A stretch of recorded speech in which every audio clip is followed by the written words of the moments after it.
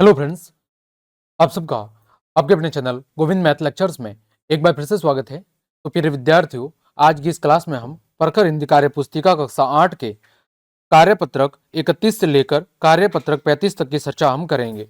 आपकी नई कार्य पुस्तिका के अनुसार कार्यपत्रक 1 से लेकर 30 तक की चर्चा हम पहले ही कर चुके हैं। वो सब क्लासेस आप चैनल की प्ले लिस्ट पर जाकर आराम से देख सकते हैं। तो चलिए क्लास हम शुरू करते हैं। कार्यपत्रक 31 में हम सीखेंगे पर्यायवाची शब्दों को पहचानना और प्रयोग कर पाना।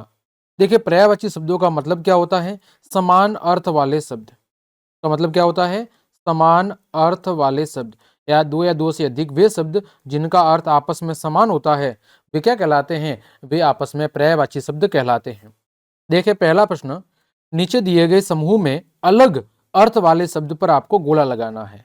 जैसे दिन, दिन को वार भी कहते हैं और दिवस भी कहते हैं, लेकिन रात हम नहीं कहते हैं। तो अलग कौन सा है? तो अलग है आपका रात। तो रात पे हम क्या करेंगे? रात पे हमने गोला कर दिया। नेक्स्ट बात करते हैं आग की। देखिए, आग, आग को हम क्या कहते हैं? अनल भी कहते हैं, अग्नि भी कहते हैं। क्या नहीं कहते? मसाल नहीं कहते हैं। तो मसाल अलग है। तो है दोस्त, दोस्त को हम बंधु भी कहते हैं, साथी भी कहते हैं, लेकिन दुश्मन नहीं कहते। ग है नेत्र, नेत्र को हम नयन भी कहते हैं, आंख भी कहते हैं, लेकिन पलक नहीं कहते। ग है पवन, पवन को हम वायु भी कहते हैं, हवा भी कहते हैं, लेकिन तूफान नहीं कहते। तो जो अलग है उस पर हमें गोल घेरा करना था। दूसरा, दिए गए शब्दों के आपको तीन तीन अर्थ यानी पर्यायवाची लिखने हैं। जैसे ग्रह शब्द के तीन पर्यायवाची कौन कौन से हैं? घर, आलय और निवास। ठीक इसी तरह धरा, धरा को हम भू भी कहते हैं, भूमि भी कहते हैं और धरती भी कहते हैं। इसी तरह है खग, खग को हम पक्षी भी कहते हैं, नभचर भी कहते हैं और परिंदा भी कहते हैं। ग है बादल, बादल को हम वारिद भी कहते हैं। क्या कहते हैं? वारिद, जलधर और मेघ। फिर है पानी, पानी को हम नीर भी कहते हैं, जल भी कहते हैं और तोय भी कहते हैं। तीसरा, दिए गए शब्द युग्म की सहायता से वाक्यों को पूरा करें। जैसे बगीचे में तरह तरह के फूल खिले थे, तो यहाँ पर शब्द युग्म कौन सा है? तरह तरह। ठीक उसी तरह क, शहर में, शहर में ऊंची ऊंची इमारतें हैं, तो यहाँ पर क्या आएगा? शहर में ऊंची ऊंची इमारतें हैं। ख, बछड़ा गाय के पीछे पीछे चलने लगा, बछड़ा गाय के पीछे पीछे चलने लगा। ग, तुम्हारी कक्षा सुबह सुबह लगेगी, तुम्हारी कक्षा सुबह सुबह लगेगी। घ, नेहा लोरी, नेहा लोरी सुनते सुनते सो गई, नेहा लोरी सुनते सुनते सो गई। चौथा, चौथा प्रश्न है, सही विकल्प के द्वारा रिक्त स्थान भरे और वाक्यों को पूरा करें। जैसे सूरज की किरणें हमारे स्वास्थ्य के लिए लाभदायक होती है। इसी तरह आगे देखें क, खाली जगह सत्य, अहिंसा और शांति के पुजारी थे। कौन थे? महात्मा गांधी। क है, देश के वीर अपने देश की शान, अभिमान, स्वाभिमान उपयुक्त सभी के लिए बलिदान दे देते हैं। गंगा यमुना भारत की पवित्र नदियां है। तो क के अंदर महात्मा गांधी, ख में उपयुक्त सभी और ग के अंदर नदी आएगा। आगे बात करें कार्यपत्रक 32 की। यहां पर लिंग और वचन को पहचान कर प्रयोग कर पाना। देखो, लिंग का मतलब क्या है? लिंग का मतलब में पता चलता है कि वो चीज स्त्रीलिंग है या पुल्लिंग है। क्या है? पुल्लिंग है अथवा स्त्रीलिंग है, ये पता चलता है लिंग से। और वचन से क्या पता चलता है कि वो एक वचन है या बहुवचन है। एक वचन मतलब वो एक चीज है या एक से अधिक है। तो देखिए, पहला, दिए गए शब्दों में से स्त्रीलिंग और पुल्लिंग शब्द को ढूंढकर आपको लिखना है। तो यहाँ पर देखिए, स्त्रीलिंग कौन कौन से हैं? जैसे टीना, माता, किताब, यमुना, चिड़िया और देवी, ये शब्द स्त्रीलिंग है।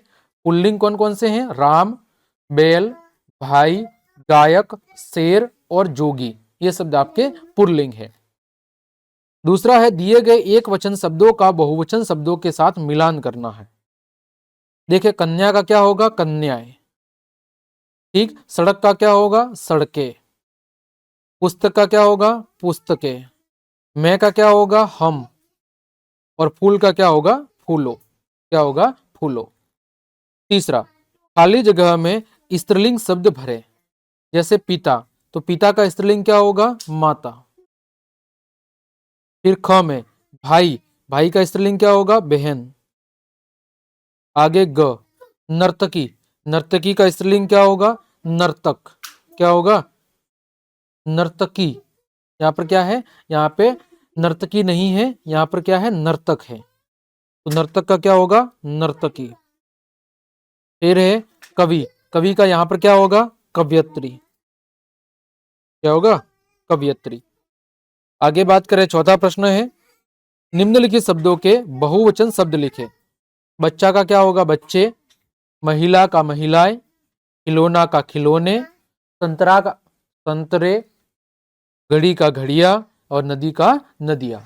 ये हो जाएंगे इनके बहुवचन शब्द। आगे बढ़े, कार्यपत्रक 33, परिवेशीय वस्तुओं पर अपने स्वतंत्र विचार लिख पाना।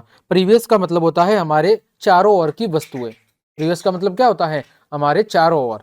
तो हमारे चारों ओर हमें जो भी वस्तुएं दिखाई देती है उन पर हमें अपने विचार लिखने हैं। पहला, अपने अनुभवों के आधार पर बताएं कि आपके गांव या शहर में क्या क्या बढ़ा है और क्या क्या घटा है, यानी कौन कौन सी चीजें वृद्धि हुई है और कौन कौन सी चीजों में कमी हुई है। नीचे दिए गए चार्ट में से जो घटे हैं या बढ़े हैं उन पर सही का निशान लगाना है और फिर उसके आगे खाने में लिखे कि ऐसा क्यों हुआ है। सबसे पहले बात करें ट्रैक्टर की, तो ट्रैक्टर क्या हुए हैं? बड़े हैं। क्यों बड़े हैं? क्योंकि ट्रैक्टर से खेती के कार्य जल्दी होते हैं और आसानी से हो जाते हैं। फिर बात करें बैलगाड़ी की, तो बैलगाड़ी की संख्या कम हुई है क्योंकि अब परिवहन के अन्य साधन बहुत सारे आ गए हैं। फिर है ऊंट गाड़ी, ऊंट गाड़ी भी कम हुई है क्योंकि आधुनिक परिवहन के साधन अब बढ़ गए हैं। मोटरसाइकिल की संख्या बढ़ी है क्योंकि आवागमन में आसानी होती है। खेती करने वाले कम हुए हैं क्योंकि अब अन्य औद्योगिक कार्यों में बढ़ोतरी हुई है, यानी दूसरे जो उद्योग धंधे हैं उनमें वृद्धि हुई है। इस वजह से खेती करने लायक जो जमीन है वो कम बची है। चिड़ियाओं की संख्या कम हुई है क्योंकि इनके जो प्राकृतिक आवास है उनमें क्या आई है? कमी आई है। पेड़ पौधे कम हुए हैं क्योंकि लोग अपनी आवश्यकताओं की पूर्ति हेतु इनको काटे जा रहे हैं। कुओं की संख्या कम हुई है क्योंकि जल के जो दूसरे स्रोत है, नलकूप, बोरवेल, घरों में नल, इनकी संख्या में क्या हुई है? वृद्धि हुई है। पक्के मकान, तो पक्के मकानों की संख्या बढ़ी है क्योंकि जनसंख्या बढ़ रही है। फिर पक्की सड़कें, ये भी इनकी संख्या भी बढ़ी है क्योंकि यातायात के जो साधन हैं उनकी अधिकता हुई है। साफ सफाई, इसमें भी वृद्धि हुई है क्योंकि स्वच्छ भारत अभियान के कारण अब स्वच्छता के अंदर क्या हुई है? वृद्धि हुई है। तो यहाँ पर हमने क्या देखा कि कौन सी चीजें घटी है, कौन सी बढ़ी है, और यदि घटी अथवा बढ़ी है तो उसका कारण क्या है। नेक्स्ट बात करते हैं कार्यपत्रक 34, संदर्भों के आधार पर निबंध लिख पाना। स्वच्छता अभियान, देखिए भूमिका, स्वच्छ भारत में न केवल आम लोग अपितु सरकारी मंत्रालय के साथ साथ प्रधानमंत्री के द्वारा सहयोग प्रदान करने वाले लोगों में नेता, अभिनेता और अन्य हस्तियों का स्वच्छता संदेश देने में योगदान रहा है। ये भूमिका है। अब बात करें, देखें तो हमारे प्रधानमंत्री श्रीमान नरेंद्र मोदी जी ने राष्ट्रव्यापी पूरे देश भर के अंदर स्वच्छ भारत अभियान का औपचारिक जो शुभारंभ है, जो शुरुआत है, वो 2 अक्टूबर 2014 को गांधी जयंती के शुभ अवसर पर की थी। इस अभियान में देश के नेता अभिनेता से लेकर आम जनता तक सभी ने तन मन धन से पूरा सहयोग प्रदान किया था या किया है। बात करें कि समस्या के कारण क्या है, तो जो देश में गंदगी बढ़ रही है, जो प्रदूषण बढ़ रहा है, उसकी समस्या का मुख्य कारण है लोगों का खुले के अंदर शौच जाना, जिससे गंदगी के साथ साथ कई सारी बीमारियां भी फैलती है।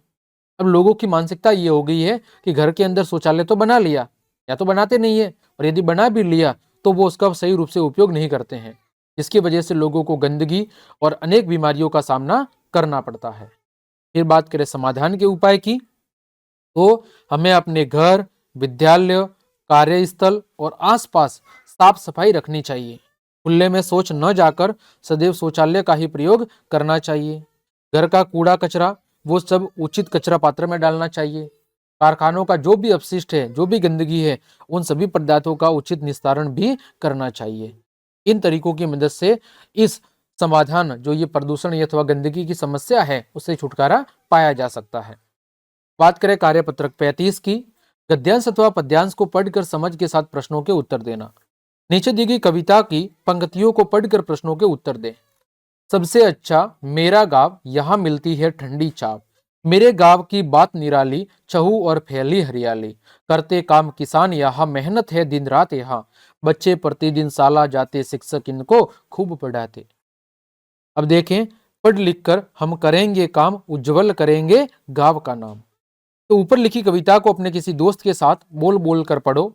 आपस में बारी बारी से एक एक लाइन पढ़ते हुए बाकी बच्चों को यह कविता सुनाओ। कविता का कई बार दोहरान करो। इस बार पढ़ने की गति को पिछली बार से तेज करते हुए जाओ। ख देखो, इस कविता में गांव के कौन कौन से कामों के बारे में बताया हुआ है।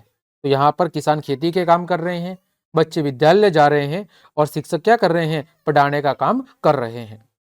ग है, कविता में गांव के चारों ओर हरियाली का होना निराली बात बताई गई है। आपके गांव में आपको कौन सी बात निराली लगती है, लिखो। तो हमारे गांव में एक बहुत बड़ा तालाब है, गांव के चारों ओर हरे भरे पेड़ पौधे हैं और गांव के मध्य एक बगीचा भी है। ये जो बातें हैं मुझे निराली या बहुत ज्यादा सुंदर या आकर्षक लगती है। ग है, क्या आपके गांव के सभी बच्चे स्कूल जाते हैं? यदि नहीं तो इसके कारण क्या हो सकते हैं, बताइए। तो हम कहेंगे नहीं, हमारे गांव के कुछ बच्चे हैं वो विद्यालय नहीं जाते हैं। क्यों? क्योंकि परिवार की जो गरीबी है उसकी वजह से वो कहाँ पर जाते हैं, काम पर जाते हैं, या फिर घर पर रहकर अपने माता पिता का खेती के कामों में हाथ बटाते हैं। और उसका अन्य कारण हो सकता है जागरूकता की कमी। ये कुछ कारण है जिसकी वजह से गांव में अभी भी कुछ बच्चे विद्यालय नहीं पहुंच पाते हैं। तो प्यारे विद्यार्थियों, इस तरह आज की इस क्लास में हमने आपके कार्यपत्रक 31 से लेकर 35 तक की चर्चा बहुत अच्छे से की है। उम्मीद करता हूं सभी प्रश्नों के उत्तर आपको बहुत अच्छे समझ में आ गए होंगे। तो क्लास देखने के लिए आप सभी का धन्यवाद।